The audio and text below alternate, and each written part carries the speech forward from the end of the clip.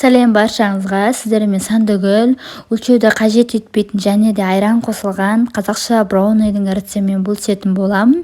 Видеоны толық соңына дейін көріңіздер және де менің каналыма тіркелуді ұмытпаңыздар. Ең алдымен біз ұнымызды дайындайтын боламыз. Осы бір кесе ұнымызды осы ыдысымызға салып, және де оның үстіне үлкен ас қасықпен какаомызды толтырып салатын боламыз.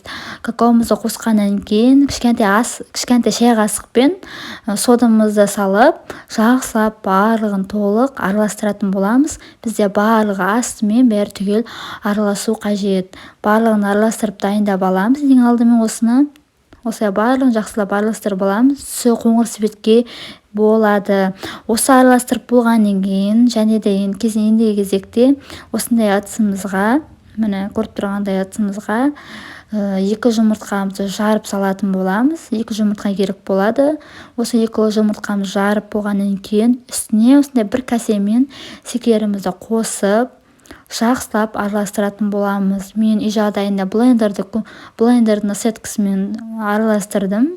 Миксермен немесе осындай әртүрлі нелермен, вилкамен жақсылап араластырсаңыздар болады. Себебі бұл ондай қатты көтеруді қажет етпейді. Міне осындай ақшыл цвет болғаннан кейін үстіне айранымызды қосып, осылай айранымызды қосқаннан кейін тағы да жақсылап араластырып аламыз. Жақсылап араластырып болғаннан кейін осындай үлкен ас қасықпен сұйық май қоятын боламыз. 2 штук міне құйып болғаннан кейін тағы да жақсылап араластырып аламыз. Жақсылап араластырып болғаннан кейін мына дайындап қойған біз начинкамызды, міне ұнымызды барлығын түгел қосып, тағы да осыны толық араластыратын боламыз. Толық кәдімгіден бізде ешқандай камушка ештеңе болмау керек. Міне көріп тұрғандарыңыздай, міне осындай қою қоңыр свет пайда бола бастайды. Міне барлығын жақсылап араластырып болғаннан кейін осы кезде пешіңізді алдын ала қыздырып қойыңыздар. Ендігі кезекте табағымызға осылай пергамент қағазын төсеп, одан кейін үстіне осы начинкамызды салып, жақсылап орналастырғаннан кейін 180 градус температурада 30 минут қана пісіресіздер. Міне достар, менде дайын болды. Күшті болып көтеріліп піседі.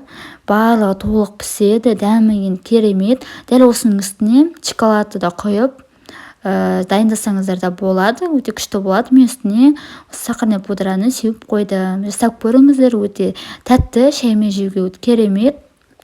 Рахмет, видеоны соңына дейін көргендеріңізге. Сұрақтарыңыз болса комментарийға міндетті түрде қалдырыңыздар, жауап беремін.